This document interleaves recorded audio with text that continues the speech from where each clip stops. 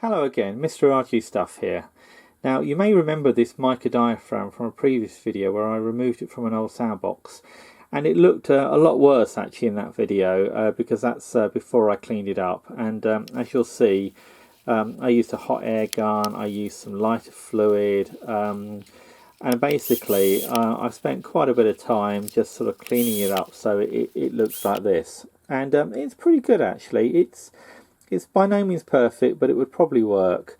However, I'd already decided that I was going to try to make my own plastic diaphragm, and I'd taken some measurements, and I think initially I was going to use this piece of material here, which I showed in a previous video, but in the end I just cut another lump out of this CD case here, which is just sort of cracked a bit anyway, and I used the 3D finishing tool to basically work around the circle and get the blank out.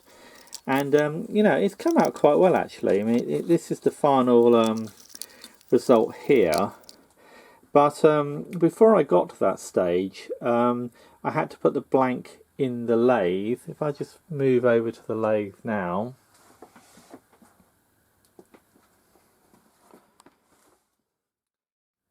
And I actually then put it between two sort of pads. If I move this along here, so basically they join together like so. And this back one is actually on a bearing, so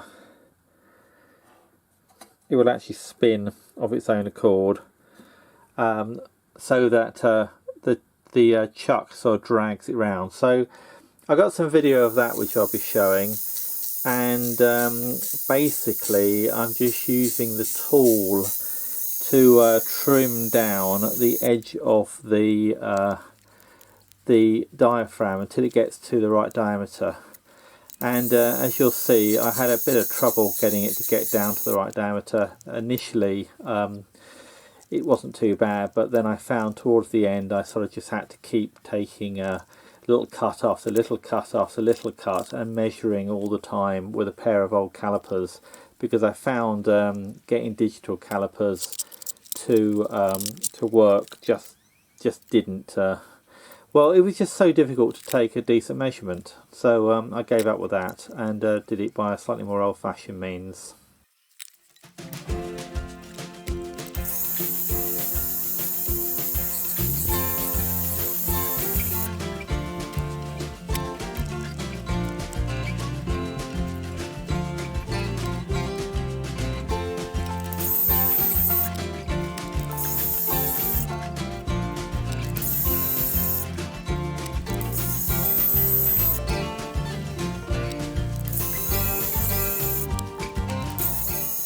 Now at that stage I took it back to the bench, and I did actually shoot some video of what I did next, so we'll move on to that now. Right, so how well did I do? This was the first attempt. Well, technically speaking there was an attempt before this, but I wasn't trying to get to a certain diameter. This time round I was trying to get to the diameter of this diaphragm, which was 49mm. And I really struggled to measure it in the lathe, and these old calipers were quite helpful, but I think in the end I've overshot slightly. So what I need to do is to very carefully remove this.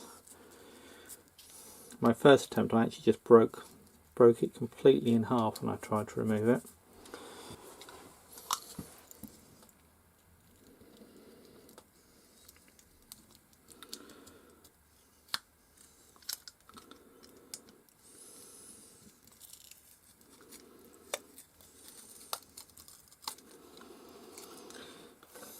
Then clean it up a little bit. I'll be honest, I'm not entirely sure how to clean it up just yet.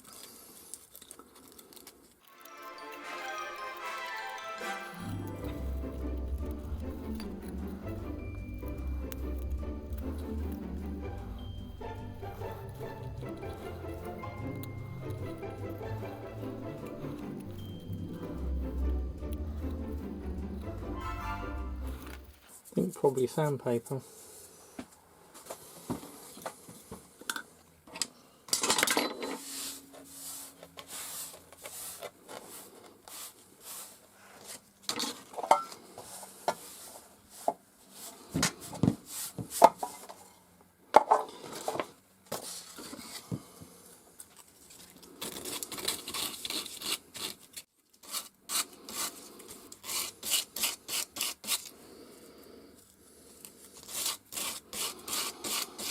I mean, unfortunately this material is very, very cheap, so it's really only my time it's taking, which I suppose you could argue is very cheap too.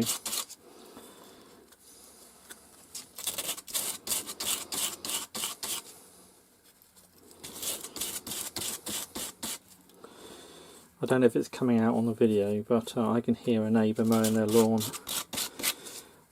I, on the other hand, have plastic grass, so there's no mow in the back lawn for me. Front lawn is proper grass still, but it's very, very small.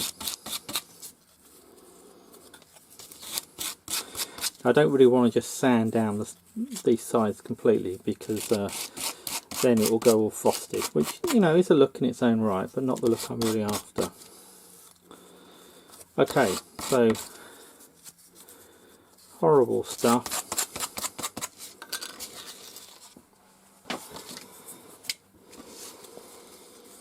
Definitely don't want to breathe that or get it in my eyes. So, yeah. Sheet masking tape is actually quite good for picking up small particles and cleaning off surfaces.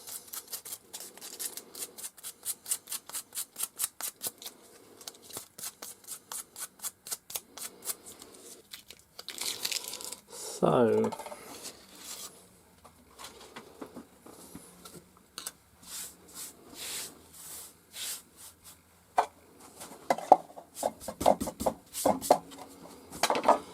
what sort of size have we got?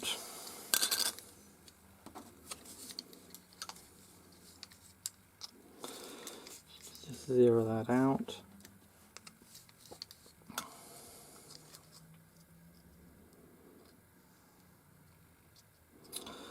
So, it's showing just over 49.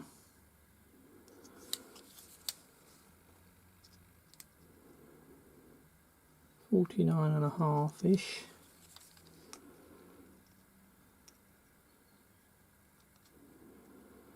$49.25. Yeah. So actually, if anything, that's slightly oversized. Compare it against the one that I was matching.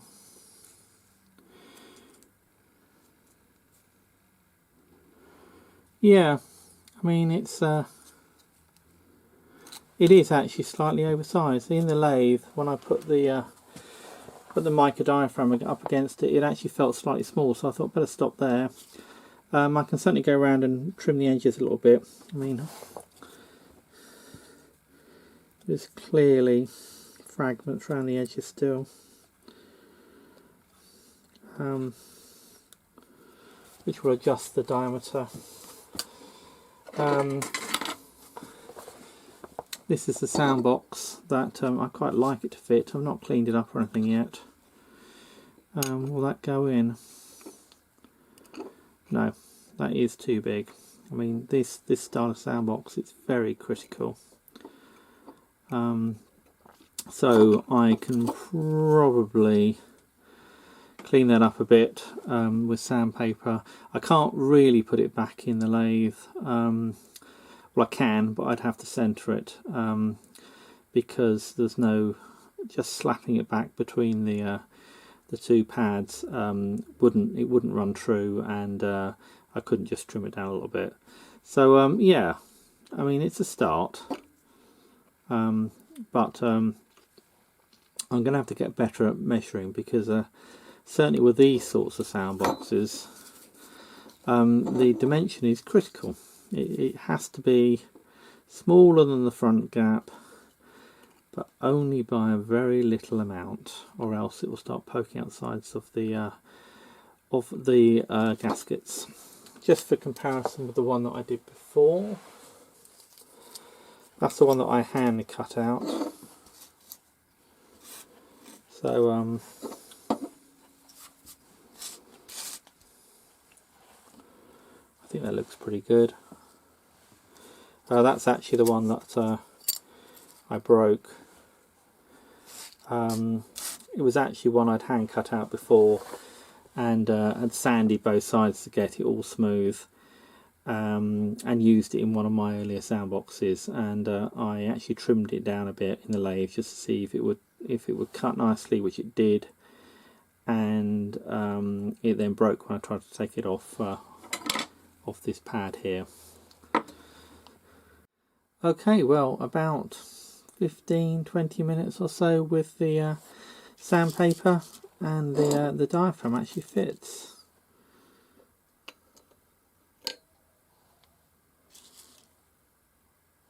So although I could put this mica one back in, I think because I've gone to the trouble of making a plastic one, I will probably try to use that one, at least initially. Okay, well, I'm going to leave the rebuilding of this soundbox to another video, but hope you've enjoyed this video, and thanks for watching, and please subscribe if you haven't already, and I will see you in the next video. Bye for now.